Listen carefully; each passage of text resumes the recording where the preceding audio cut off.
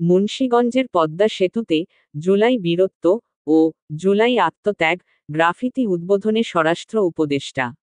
জুলাই ছাত্র জনতার গণঅভ্যুত্থানে শহীদদের স্মরণে পদ্মা সেতুর মাওয়া ও জাজিরা প্রান্তের মুরালে অঙ্কিত গ্রাফিতি জুলাই বীরত্ব ও জুলাই আত্মত্যাগ উদ্বোধন হয়েছে। শনিবার মাওয়া প্রান্তের মুরাল চত্বরে আয়োজিত উদ্বোধনী অনুষ্ঠানে প্রধান অতিথি হিসেবে উপস্থিত ছিলেন অন্তর্বর্তী সরকারের স্বরাষ্ট্র মন্ত্রণালয়ের উপদেষ্টা লেফটেন্যান্ট জেনারেল জাহাঙ্গীর আলম চৌধুরী। আত্মত্যাগের মূল উপজীব্য করে ঐতিহাসিক ঘটনাকে স্মরণীয় করে রাখার উদ্দেশ্যে মাননীয় উপদেষ্টা সড়ক ও পরিবহন ও সেতু মন্ত্রণালয়ের নির্দেশনায় এবং মাননীয় উপদেষ্টা সাংস্কৃতিক বিষয় মন্ত্রণালয়ের পরামর্শ অনুযায়ী গ্রাফিতি অঙ্কন করা হয়েছে। আজকের এই আয়োজন কেবল একটি উদ্বোধনী অনুষ্ঠান নয়, এটি ইতিহাসকে নতুন প্রজন্মের কাছে পৌঁছে দেওয়ার এক অনন্য প্রয়াস। জুলাই বীরত্ব ও জুলাই আত্মত্যাগ নামের গ্রাফিতি আমাদের মনে করিয়ে দেবে স্বাধীনতা ও গণতন্ত্রের জন্য তরুণ সমাজ কীভাবে আত্মত্যাগের নজির স্থাপন করেছিল।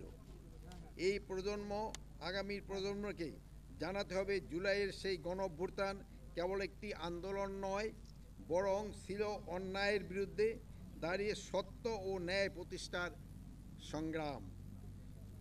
ছাত্র জনতার নেতৃত্বে সেই আন্দোলন গণমানুষের প্রত্যাশাকে একত্রিত করে জাতিকে নতুন দিশা দিয়েছিল। আমি দৃঢ়ভাবে বিশ্বাস করি এই ধরনের উদ্যোগ তরুণ সমাজকে অনুপ্রাণিত করবে, সত্য, ন্যায়, স্বাধীনতা ও গণতন্ত্রের চেতনায় উজ্জীবিত হবে।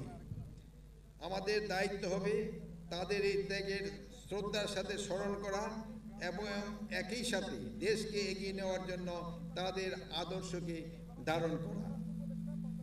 জুলাই বীরত্ব, জুলাই আত্মত্যাগের গ্রাফিতি বাস্তবায়নের জন্য মাননীয় উপদেষ্টা সড়ক পরিবহন সেতু মন্ত্রণালয়ের মাননীয় উপদেষ্টা সাংস্কৃতিক মঞ্চ সেতু বিভাগ, বাংলাদেশ সেতু কর্তৃপক্ষ, গ্রাফিতি অঙ্কের শিল্পীদের প্রতি আন্তরিক কৃতজ্ঞতা জানাই।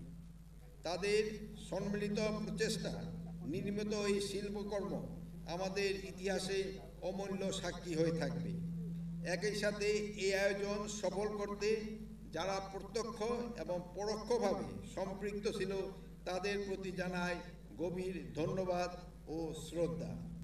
আসুন আমরা সকলে মিলে শহীদদের স্বপ্নের বাংলাদেশ গড়ে তুলি, যেখানে থাকবে ন্যায়, সমতা, মানবাধিকার, অবিচল প্রতিশ্রুতি।